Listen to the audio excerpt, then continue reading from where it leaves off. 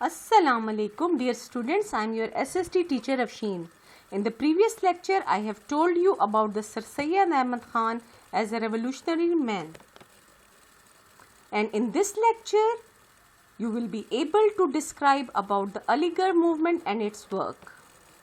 The Aligarh movement was founded by Sir Syed Ahmad Khan, the greatest Muslim educationalist of the 19th century. The services which Sir Syed Ahmad Khan rendered for the Muslim are known as the Aligarh movement in the history of Muslims of India. The causes of Aligarh movement were: after the War of Independence of 1857, the British did not trust on Muslims. According to them, British thought Muslims were only cause of War of Independence. The objectives of Aligarh movement were to persuade the Muslims to acquire modern knowledge and English, to build trust between the government and the Muslim community, to convince the Britishers that Muslims were the loyal citizens of India. Aligarh movement was in practice in 1858 when Sir Syed Ahmad Khan established a Persian madrasa where English education was also given.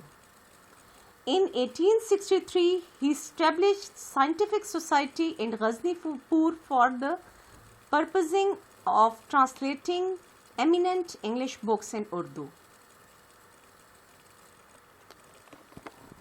Besides his prominent role in the educational uplift of Muslims, Sir Syed Ahmad Khan played an important role in the establishment of Aligarh.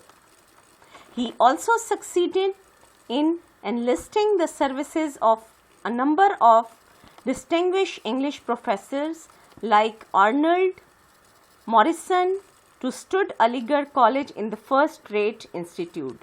He played a significant role in bringing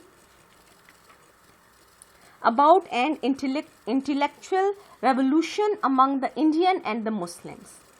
Thus, he succeeded in achieving his objectives, which were educational progress and social reform. The result of Aligarh movement were somehow convinced to get English education. Aligarh movement was great source of Muslim leadership in India. The attitude of Britishers became softened with Muslims. All India Muslim League was created in the meeting of Muhammad Educational Conference. Two-nation theory became strengthened and more scholarly approach was made to it. The roots of Pakistan can be traced back to the Aligarh movement. Now it's time for the home task. What were the effects of Aligarh movement in the development of Muslim community of Indo-Pak subcontinent? And then send me on my email address, which is afshinsimab@gmail.com.